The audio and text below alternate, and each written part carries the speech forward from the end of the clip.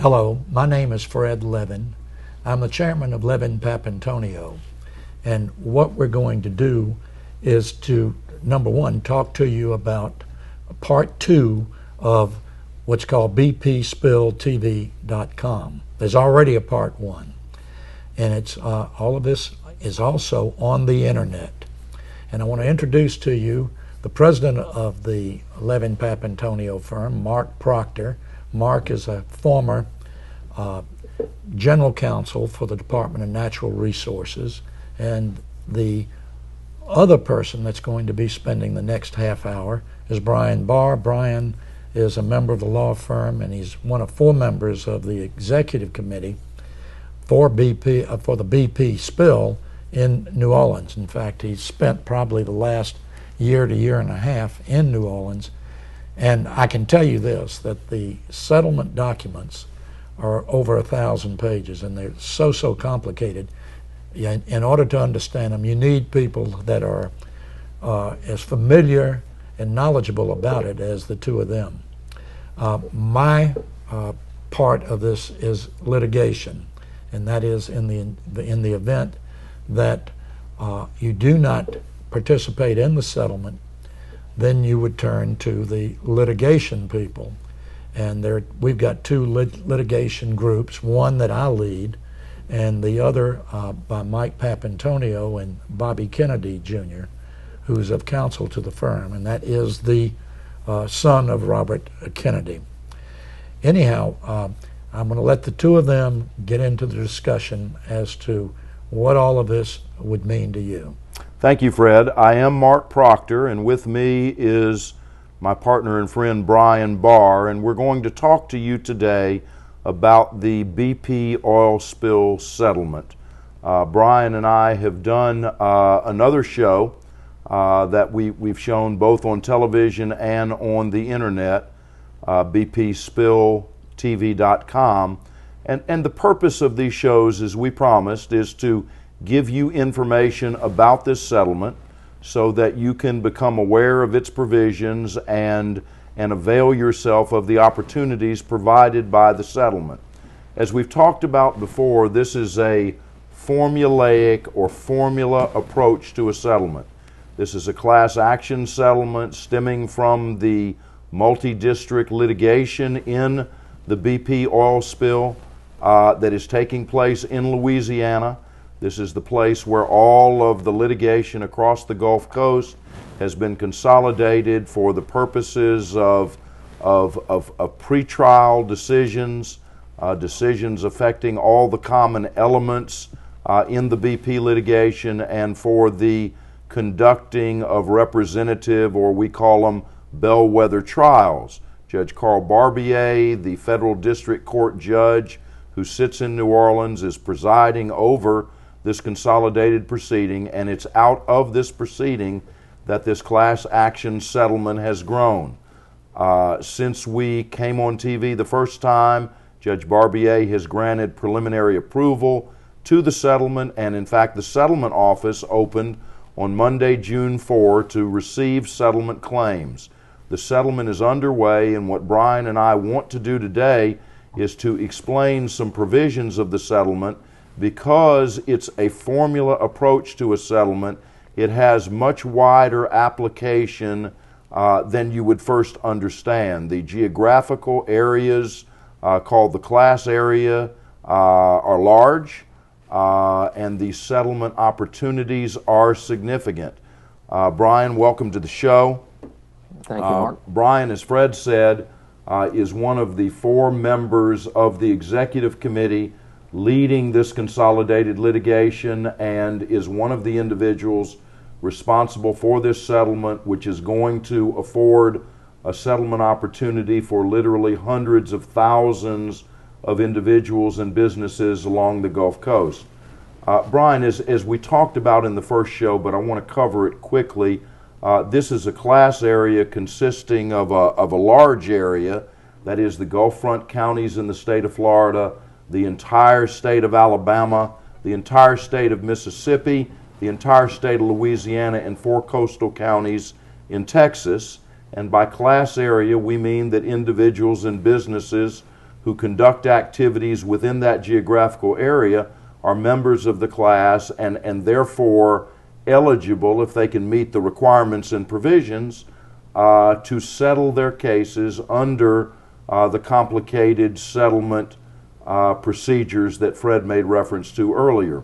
Within that class area, Brian, your executive committee carved out 4 distinct zones, if you will, A through D. If you would explain to our viewers what you mean by those zones, and then we're going to get into, in some detail, C and D today. Okay, well, what we tried to do for the business economic loss and the individual economic loss aspects of the settlement is take the Gulf Coast area and divide it into 4 zones, zones A, B, C, and D. Each one of those zones carries certain meanings with it. For example, if you're in Zone A, you do not have to do anything to show that your losses were caused by the spill. That meant causation is presumed. So all you have to do is calculate your damages under the formulas provided in the settlement. And Zone A is the zone closest to the waters of the Gulf? That's correct. Okay. And then you've got Zone B, which is a little further off the coast, and it's really targeted at heavily tourist areas. And the types of businesses presumed in Zone B are your tourism businesses, your charter boat fishermen, your primary, secondary seafood chain people. And when you say presumed, you're again talking about presumed causation. That's correct. Okay. And then you move into Zone C. Once you get into Zone C, tourism businesses are no longer presumed. They have to meet a financial test. And then what you have presumed is you have your primary, secondary seafood chain, and you have your charter boat fishermen. And then you move into Zone D, where the only thing presumed is primary seafood. If you're not presumed, you have to meet a financial test. And the financial test was what we wanted to do, and kind of our marching orders for this settlement were to be objective and to be transparent. So we wanted people to know how decisions were reached and what the formulas were. So what we came up with were financial tests. And those financial tests, by the definition of the settlement, mean you were impacted by the spill. That's what they mean. BP agrees to that. Everybody agrees to that. And so if you meet the test, regardless of the facts and circumstances of your particular situation, if you meet that test, according to the terms of the settlement, you were impacted by the spill. So do you mean, let me interrupt you just one second, because I've talked to a lot of individuals in all of these zones, and it's not uncommon to hear from somebody, well, you know, I'm not really sure. I know my business went down in the year of the spill, 2010, but I'm not really sure that in good conscience I can absolutely state that it went down because of the spill. Are you saying that if you meet the financial test, you're over that hurdle? You're absolutely over that hurdle. Then it's just a matter of determining if you're eligible for compensation. Okay. And it's just a matter of figuring out what your losses were if you've met that test. It's that simple. Let's show, if we can, a picture of the class area and then the 4 different zones that we're talking about. Right, well, what you can see on your screen is you see what the Gulf Coast area is, which is the class area, and that's 4 counties in Texas, the state of Louisiana, the state of Mississippi, the state of Alabama, the Florida Panhandle, and the west coast of Florida down to Key West, Monroe County. And you can see that the yellow zones are your Zone A, so that's where it's presumed. In some of the areas, it's hard to see because we haven't zoomed in really close. Your purple areas are your Zone B, your reds are your Zone C, and then all of that gray area is Zone D. So as you can tell, just looking at the Gulf Coast area, the vast majority of the area is Zone D. You're getting further away from the spill there, but if you meet the financial test, and I'll just give you an example. If you are a lumber yard in Birmingham, Alabama, and you provide lumber to builders in the city of Birmingham, and you meet the financial test, then you're eligible for compensation under the spill.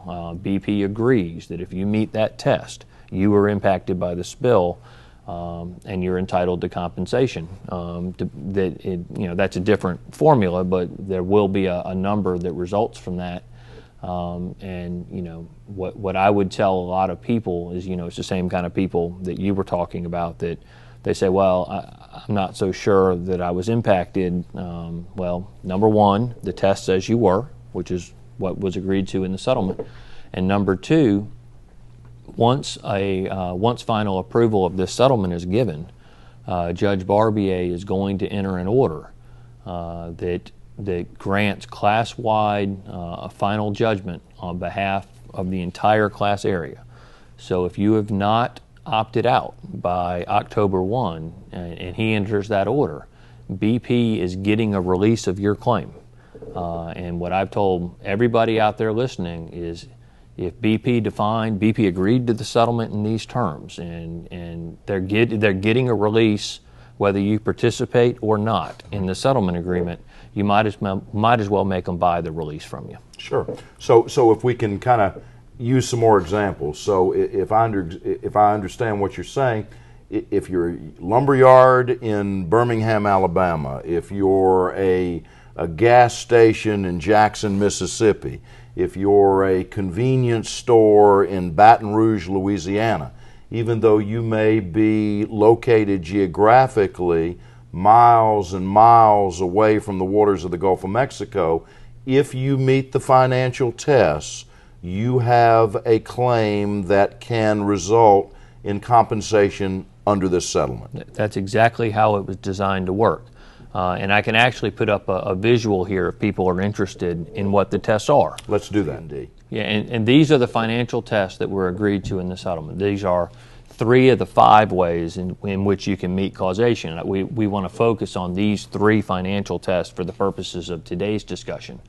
The first test you have is what we call the V-shaped revenue pattern. And with the V-shaped revenue pattern, if you're in zones B or C, you have to show a decline of 8.5% in 2010 with an increase of 5% in 2011. Now, when you're thinking about that, that's not by year, and I'm going to show you a visual here that explains better what I mean. What you do is you pick any 3 consecutive months from May through December of 2010, and you compare those 3 months to what we call the benchmark period. And you get to choose your own benchmark period. So you would compare those 3 consecutive months in 10 to those same months in 2009, an average of those months of 2008 and 9, or an average of those months in 2007, 2008, and 2009, and you're comparing gross revenue. So you don't have to subtract out cost and those types of things for the purpose of the causation test. So you're just comparing gross revenue in those periods. That's the V-shaped period. If you meet that test, you've passed causation. Next step, compensation. I told you B and C is the 8.5% down, 5% up. Zone D, you're further away, so that the test is a little more stringent. You have to show that you were 15% down and 10% back up in 2011, looking at those same months. 15% down in 2010, 10% back up in 2011. That's right. Okay. And then you move into the modified V in the decline only test. We found cases where people, they didn't come down as much. They weren't impacted as heavily. And so in zones B and C, that's 5% down, 5% up. In zone D, it's 10% down, 7.5% up. With that test, there's additional evidence you have to bring. So it's a financial test, but you still have to meet that other part. We call it the customer mix test, which we can explain at some other point. But so that's modified V. And then you have some businesses that they never came back up. They just went down. And if you're a decline only, then B and C, you have to show that you went down 8.5% and did not come back up. And then in zone D, you have to show you went down 15% and did not come back up. And then you still have to meet that customer mix test. And then there's some additional things you have to show for the decline only. So the V-shaped is the best test to meet. But once you've met that test, you're entitled to compensation for all benchmark years in which you've met the test. Now, in order to prove your claim, you've got to submit documentation to the settlement office, and we spend a lot of time talking to individuals and businesses about what documents are required. And one of the requirements that I think may make sense now, but I want to talk about it that seems onerous to many people are monthly profit and loss statements. We tell people that to look at your claim, to prove your claim, you need to come up with your monthly profit and loss statements and your tax returns from the years 2007 through 2011. The monthly tax returns the monthly profit and loss statements are documents that some businesses don't have readily available, but we're encouraging everybody to create them, go to their accountants and have them do them, or create them themselves using financial templates, because this month-by-month comparison makes a difference. How does it, and what's the importance of that to you? Yeah, what we tried to set up was a formula that provided people the best evidence of how their business was impacted. And if you looked at it purely on a year-to-year, you missed a lot of revenue trends going on with people's businesses. And what we also saw was, I'm not trying to be too critical of the GCCF. I mean, they were doing the best they could. But what they were looking at things was essentially on a year-to-year basis. And if you had months in 2010 where you gained revenue compared to 2009, they were giving themselves a credit for that. And we didn't think that was fair.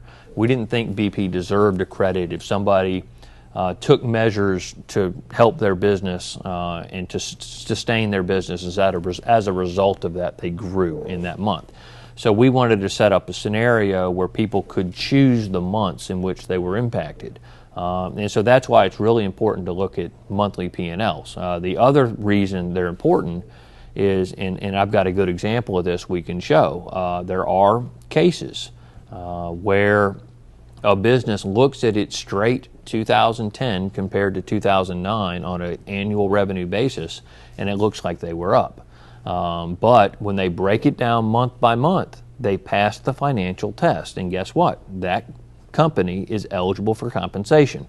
I've got a good slide on that we can show everybody. Yeah, let's show that now, because I think it does raise a huge point that I want to make sure everybody understands, because it's just not as simple as saying, well, I know what my sales were for each of these years, I know what my business did, and I don't think I went down in 2010. The monthly approach is the approach that really gives you an opportunity to prove your best case. Even though you may have been up for the year, you may have been down during these months that you've described, and therefore both meet causation and compensation. That's correct. So let's show that slide. All right, well, what you're looking at here is you're looking at an actual business in Zone D, and you're looking at their revenues. And what we've highlighted on the top are their revenues in 2007, 2008, 2009, 2010, and 2011.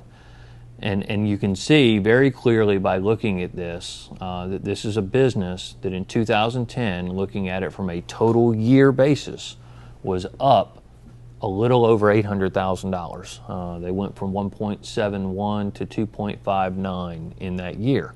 That business, if they're hearing about this settlement, is likely thinking to themselves, I was not impacted, I don't have a claim, and they're probably not paying attention to what is being said. But here's the point that we're trying to make. When you break this down on a month-by-month basis, you can see that they fail causation for most of the benchmarks. But then you get to the October, November, December time period, guess what? They meet the financial test. So this business that was up $800,000 in 2010 has met the financial test and is going to be entitled to compensation under this settlement. They will probably, and we haven't talked about this, maybe we'll discuss this at another show, they will probably use the October through December compensation period in calculating their compensation when compared to their benchmark years. But they've met the financial test in 2009, in a comparison of 2008 and 9, and a comparison of 2007 through 2009. So they're going to be able to select whichever benchmark provides them the highest number of compensation. That's what this settlement does.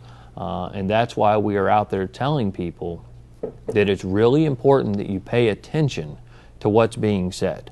When you see information on this settlement, don't just assume that it doesn't apply to you. If you are in the Gulf Coast area, it does apply to you. BP is going to get a release from you.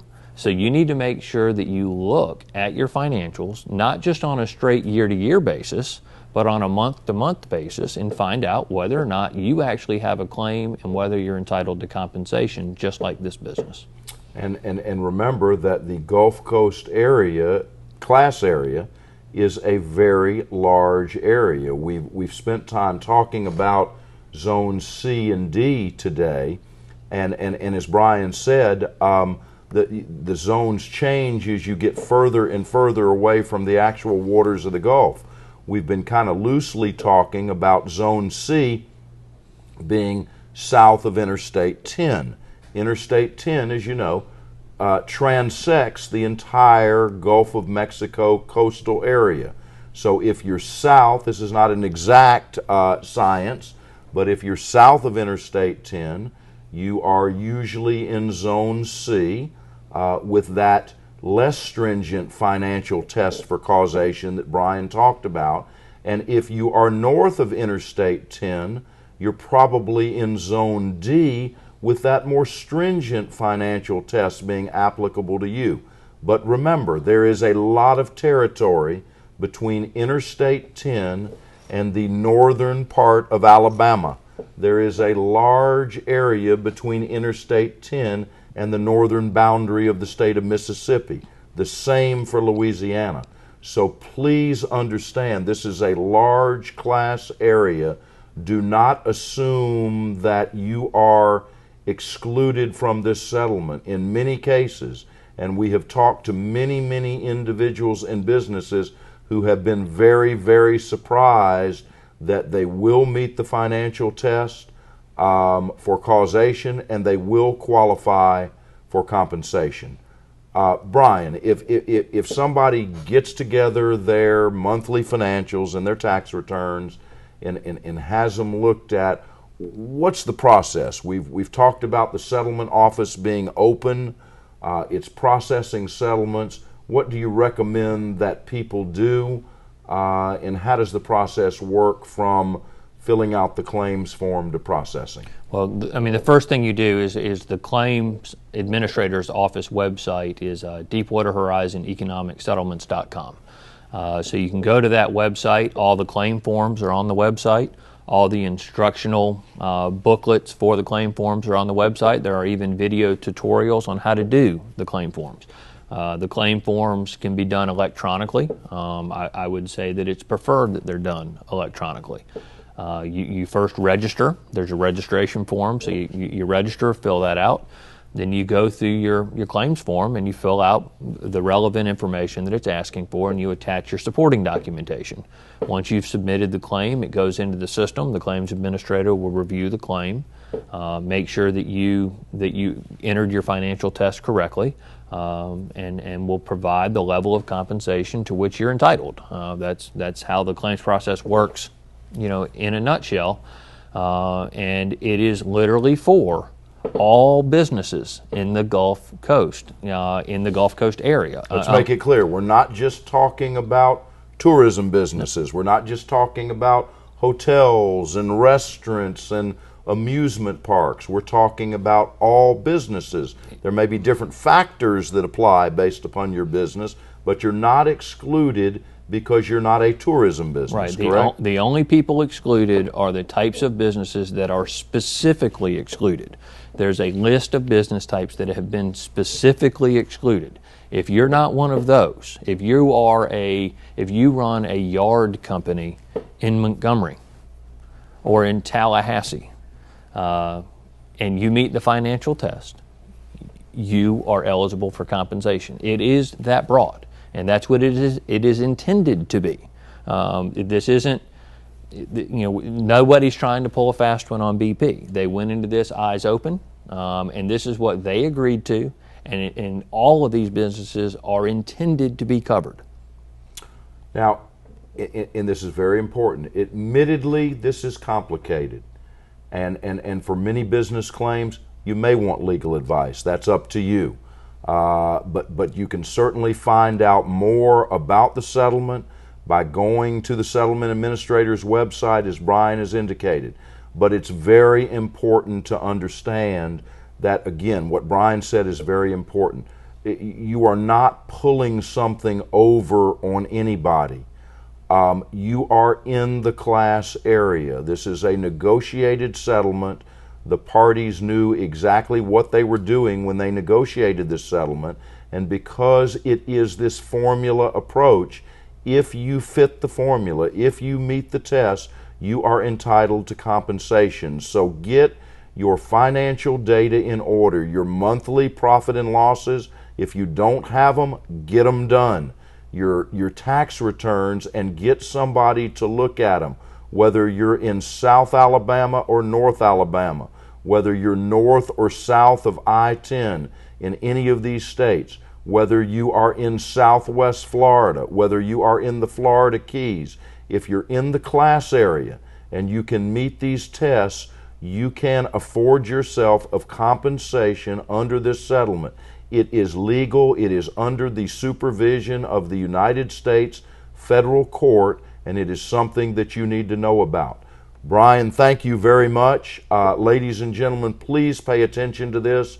This is very important. Brian and I will be back. We'll do other shows. We want to give you as much information as we can so that you can decide what this class settlement in the BP litigation means to you. Have a good day.